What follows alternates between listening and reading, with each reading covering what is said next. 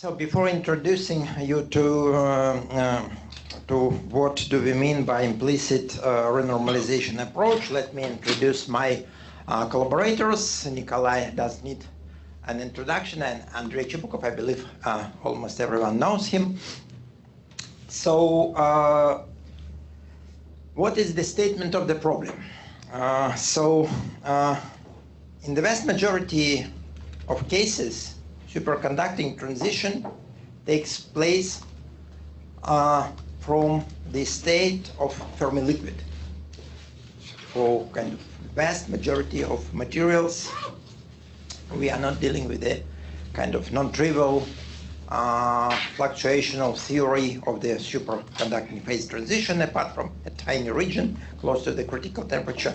But we are dealing with something which is very reminiscent of textbook BCS theory with weak interaction. However, we should understand that in essentially all realistic systems, this BCS regime is emergent rather than microscopic. It's a result of quite a non-trivial renormalization of the microscopic repulsive interaction due to the Coulomb repulsion, and then some phone slight attraction which actually changes the repulsion a little bit. So it's quite a non-trivial physics which is hidden behind the effective BCS theory. Now, at the level of effective weakly interacting theory, the physics of BCS, emergent BCS regime can be captured by diagrammatics.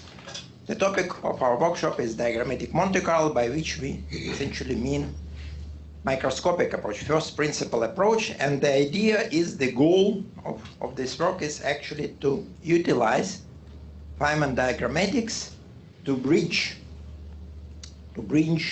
the microscopic, typically strongly correlated situation in real materials or strongly correlated models with effective weakly interacting theory and essentially obtain the critical temperature to start with as a typical observable to obtain the critical temperature.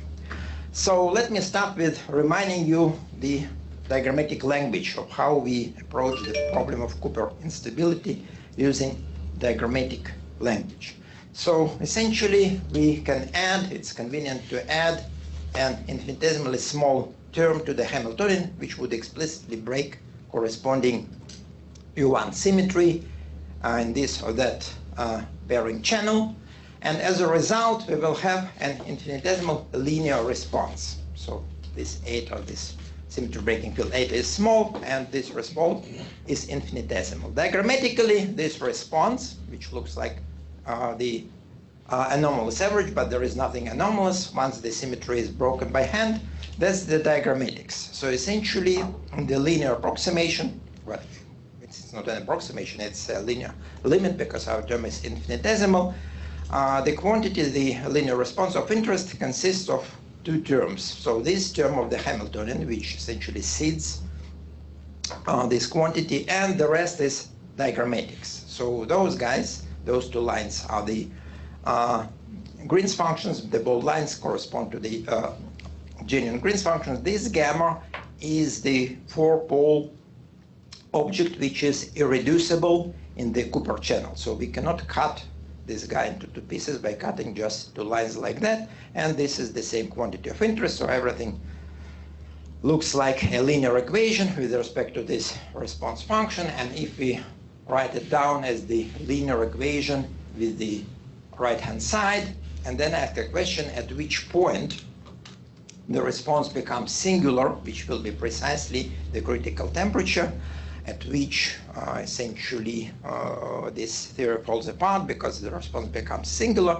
and the response becomes singular because this object, think of it as a matrix acting on this vector psi, and the matrix would have an eigenvalue which is 0. But since our matrix consists of two pieces, the one is trivial, essentially the unity matrix, and another one is non-trivial. So the moment this second guy has an eigenvalue which is equal to 1, the whole thing in the left-hand side, the matrix in the left-hand side, will have the matrix element 0, and this is precisely the instability. So everything boils down to the following problem.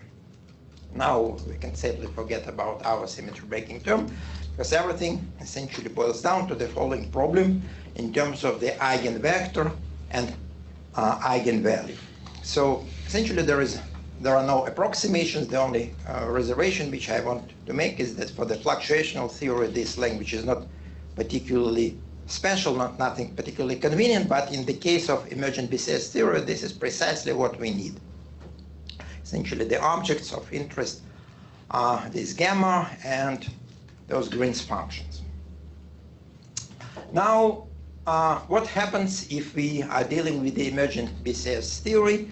We essentially are interested in the long wave limit. So we exclude from the theory the large frequencies and large momenta. So that's why this gamma has this bar. So essentially it's the long wave part of the gamma, something close to the Fermi surface. Correspondingly, the Green's function has the typical Fermi liquid ansatz, which I'm pretty sure you're familiar with. And essentially, what is important about this limit is that in this limit, I should make a reservation that with the Coulomb system, with its non-trivial long wave tail of the Coulomb potential, even this thing is still questionable, and we need to figure out whether it works or not. But for some kind of simple model, like Hubbard model with local interaction, this is a natural log wave limit when gamma becomes structureless, essentially temperature and frequency independent. Correspondingly, the eigenvector is also essentially structureless, and all the temperature dependence of this eigenvalue lambda comes from those two Green's functions. So if we do the integration here, we'll see that the temperature dependence essentially comes in the form of a certain log of inverse temperature with a certain scaling constant. And here is the typical BCS ansatz for the critical temperature, some prefactor, and some dimensionless small constant in the denominator. So be it a macroscopically weakly interacting theory or emergently weakly interacting theory, we have a small dimensionless number G, coupling constant G, and the temperature gets exponentially small in terms of this effective coupling parameter. Now comes the question, can we essentially promote this very simple, very visual theory of Cooper instability to the microscopics? Can we actually start with diagrammatic MonteCarlo microscopically and end up with something in which everything in this formula will be calculatable? That's essentially the program, and that's the statement of the problem which we had in mind quite a while ago. We were discussing with many people here in the room, so how to properly actually do the theory so that we can essentially start with microscopics and end up with effective BCS theory. So it's actually convenient to change a little bit, to improve a little bit notation. So rather than dealing with this function which we introduced before, it's convenient to introduce this so-called gap function delta, and here is the definition. So essentially, if we sandwich this new function delta between two Green's function, we are supposed to get this response eigenvector which we introduced before. So this is essentially the definition of the gap function, and in terms of the gap function, we just rewrite the very same eigenvalue eigenvector equation. Now the gap function is essentially eigenvector which we are looking for.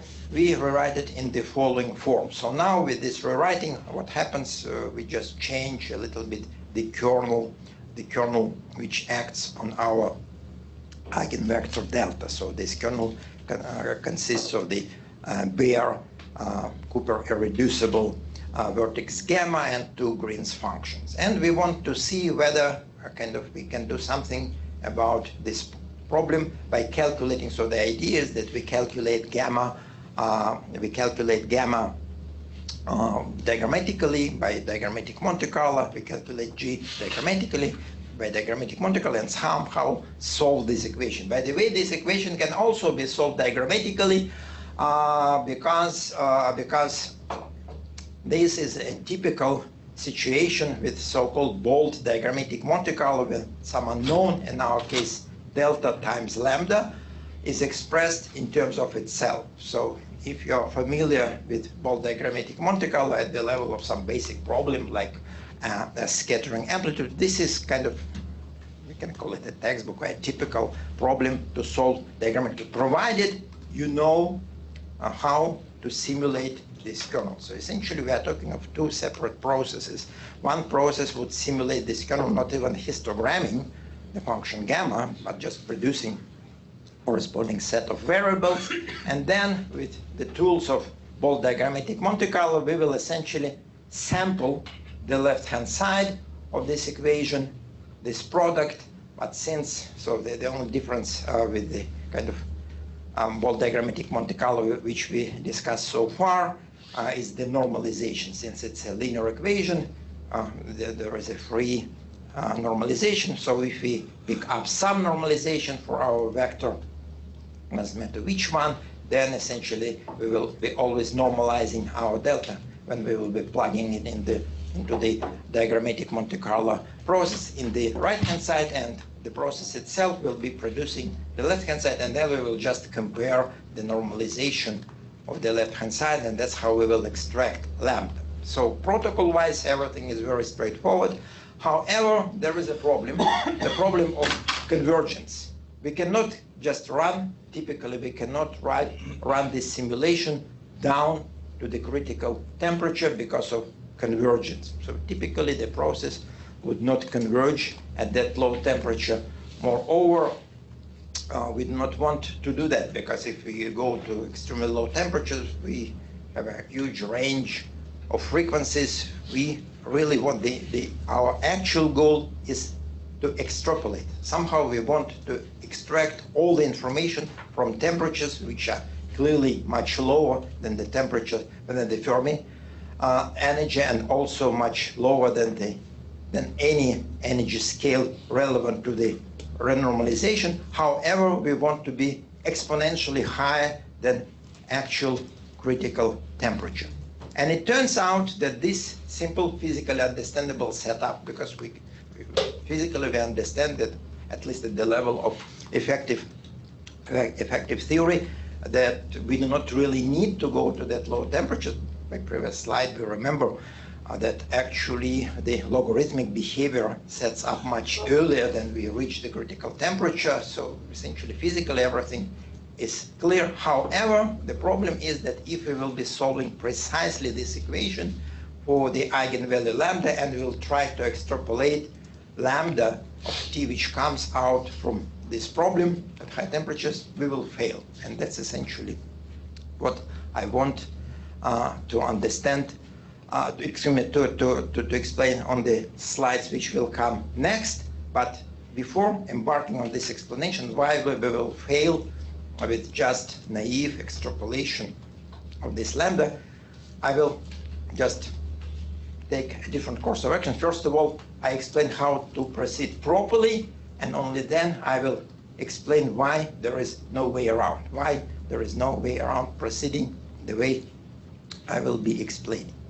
So rather than solving this problem, rather than essentially doing this renormalization, probably at this point I want to introduce to remind you the idea of renormalization. So I already mentioned the term, but explicitly renormalization precisely means the following. So this gamma bar, which I introduced before, is nothing but a sum of the ladder diagrams. So this is the bare gamma. And if we sum the ladder diagrams such that we exclude the low energy part from those two Green's functions, so it's a ladder, but a ladder in which the low energy part is excluded, this is essentially the definition of this effective vertex gamma bar. And the first question might be, why don't we just do this renormalization explicitly, because it's so simple in the emergent PCS regime. The problem is that it's simple as long as we write it diagrammatically like that, but if we want to do it numerically, we face what we can call the curse of multivariableness. So those guys, gamma bar and gamma, are multivariable functions, and it's problematic even to histogram, gamma, putting aside the problem and non-trivial problem of essentially solving this multivariable equation. So while everything sounds very transparent at the level of definitions, numerically we cannot implement this protocol explicitly. That's why the term implicit renormalization. So essentially it turns out that rather than solving this problem explicitly, rather explicitly obtaining a gamma bar, we can actually set up a problem in such a way that without actually even producing gamma, bar, we will be able to extract the main quantity of interest, lambda bar, as a function of temperature. So in effect, we will solve the effective theory without essentially explicitly renormalizing the interaction. This is the main achievement of essentially the work which I'm presenting, as long as we are talking of diagrammatic Monte-Carlo. So let me just make a few preliminary steps and introduce the matrix vector notation for the problem. So it's a shorthand notation. So essentially my vector, which is a function of momentum and omega, I will be denoting as just a vector, and my kernel and integration will be just replaced with this matrix. So this is our original problem. And what I will do at this point, without changing anything, I will just separate my vector into low energy and high energy pieces, delta 1 and delta 2. So we just pick up some condition. In this case, I pick up the condition which is based on the frequency and the dispersion. This psi of p is the dispersion, and require that the low energy part is identically equal to 0 when this condition is met, and omega sub c is just some energy scale. We will see that it's essentially, there is a range of scales, so it's not just some particular number, but it's a range of numbers, and the answer is not supposed to be sensitive to the choice of this guy if we are in the right range of energy scales. Similarly, the high energy part is supposed to be identically 0 when this combination is smaller than omega sub c. In principle, so it's a matter of convenience. It depends actually on the structure of the kernel. We can even exclude the dispersion from this expression and just work with omega. It will be sufficient. It's a matter of convenience of a given protocol. The key role is played by omega. So essentially we want to separate omegas in the high and low energy part. But it might be convenient to also involve the dispersion. Correspondingly, this operator matrix has 4 separate pieces, like the piece 1,1 deals with the low energy part, the piece 2,2 deals with the high energy part, and we have 2 pieces which mix low energy and high energy parts. And just rewriting the original problem in the new notation, we have this system of 2 equations. And what we do with this system, we just replace it with a new one.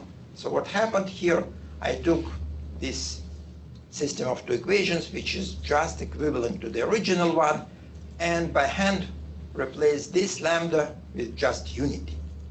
And what we observe, first of all, the first observation is absolutely straightforward. Since the critical point corresponds to the lambda equals to unity, we understand that in terms of the critical point, those systems are absolutely equivalent. However, and most importantly, if we go further and analyze what's written here by excluding actually delta 2 from the second equation by this formal substitution, which formally solves the second equation, and then plugging this expression into the first equation, we see that with respect to the low energy part, delta 1, we have the following equation with the following actually operator. And if we look carefully at this operator, we see that this operator is nothing but the ladder diagram, not even the ladder diagram, but just this. Of course, we can expand this expression into the ladder diagram, but essentially this operator is nothing but the formal solution for the gamma bar times 2 Green's function. So essentially this operator B is nothing else than the kernel of the actual effective theory. So by this formal procedure, we understand that this system, in terms of the eigenvalue lambda bar, is equivalent to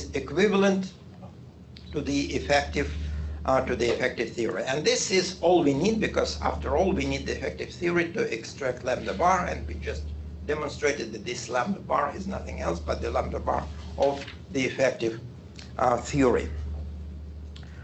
So essentially this solves the problem, and the next few slides will be just the illustration why this solution is crucially important as compared to the naive extrapolation with the eigenvalue lambda, which comes from solving this problem rather than that one.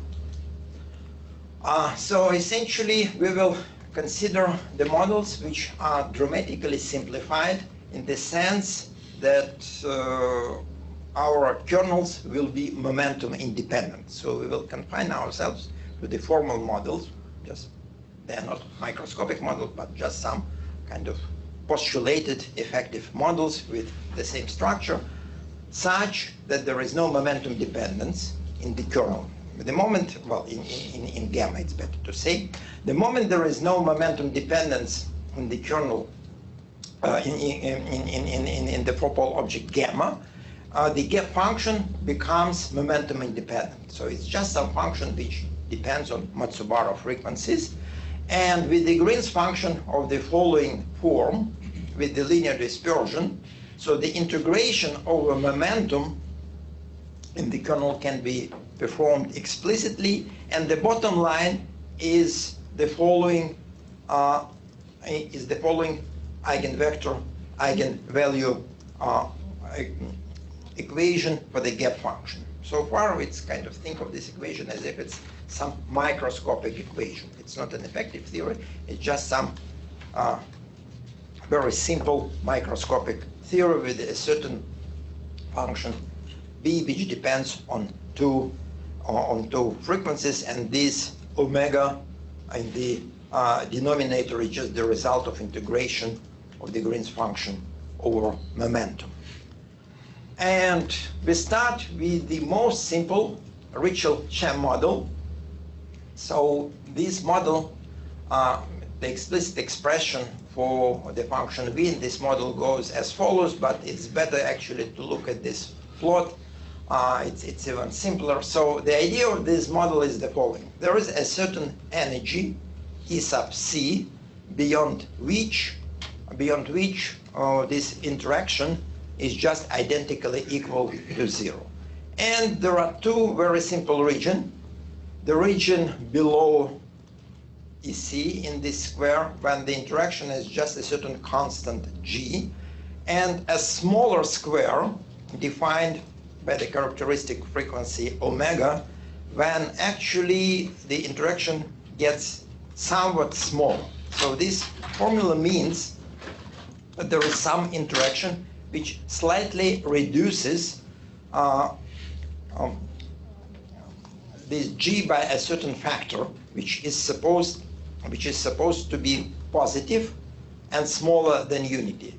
So this is kind of the essence, the simplified essence of what happens in real materials when at the microscopic level the interaction is all repulsive. So there is no attractive part.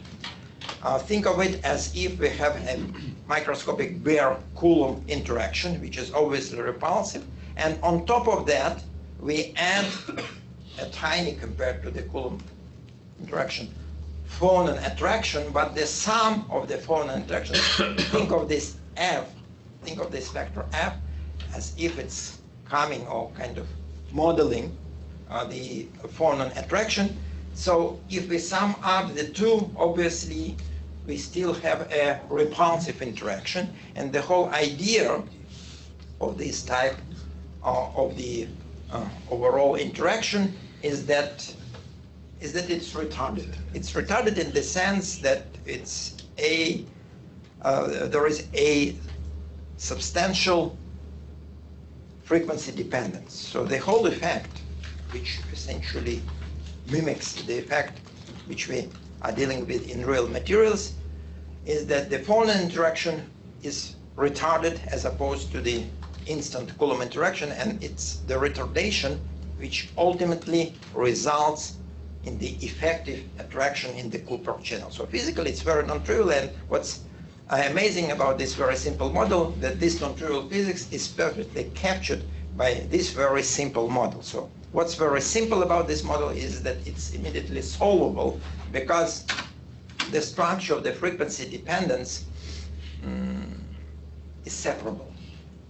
And the bottom line is that the eigenvector delta is parameterized by just two numbers, A and C. So it's nothing else but the two-parametric piecewise constant function. So we have just two constant pieces and identical zero at frequencies above EC.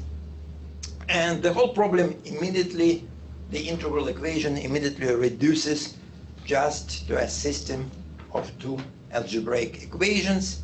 The system can be solved, but I do not need to write down the solution here. I will just show two plots on the next slide. But what follows, what we are going to see on the next plots, is that the dependence on this lambda on the log of temperature is very nonlinear. So the temperature dependence in this problem comes from this capital letter L. Nothing else depends on the temperature in this problem except through this parameter L.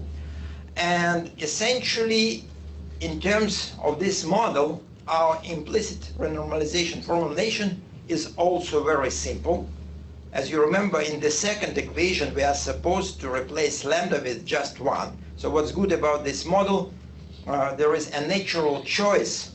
You can say good or maybe not very good, given that it's very special. So in this model, we clearly see what should be the choice of the typical energy separating the high frequency part from the low frequency part. It's just this frequency omega, so it's a very natural choice. Of course, we can use a different choice, but then the algebra will become more complicated. That's why we just confine ourselves with this natural choice, when the high and low frequency omega are just those two pieces of our piecewise to parametric piecewise function. So that's the algebraic equation, which is immediately solvable by essentially expressing A from the second equation and plugging it into the first equation, and we end up with the following bottom line, which is very kind of transparent physically. So first of all, it's a trivial expression in which we see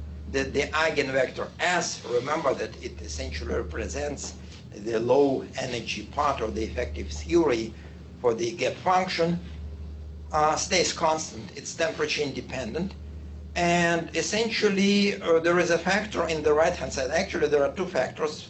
One is a temperature-independent factor G, call it effective interaction. Here is an explicit form for this effective interaction.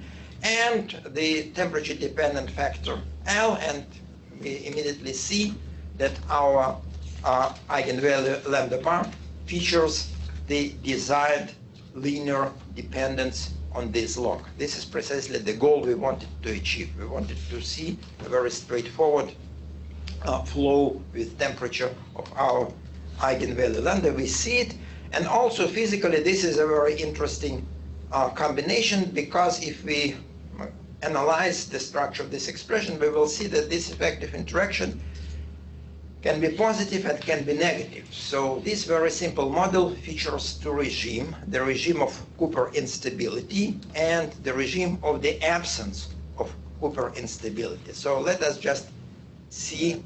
Boris? Yeah. Just 3 minutes. Yeah, I'm almost done. Yeah. Right, before the discussion, right? So Well, I mean, okay. You've already gone into discussion time. Okay, right. Oh, I see. Because I was thinking that you added me. Okay, because I was keeping in mind. Okay. No, I took into account Right. the fact that we started late. Right. So essentially, that's the bottom line for this model. So if we do the bare lambda, if we just solve the bare problem for the eigenvalue, we see absolutely no difference between Cooper unstable and Cooper stable cases. So this case is Cooper stable. There is no Cooper instability, and in both cases we see, depending on the choice of our parameters, we see more or less the same nonlinear scaling of lambda, and we understand that this scaling is nothing but misleading. We cannot conclude anything from this lambda of t before we go really close to the critical temperature, and with a lambda bar we see everything nicely, just a linear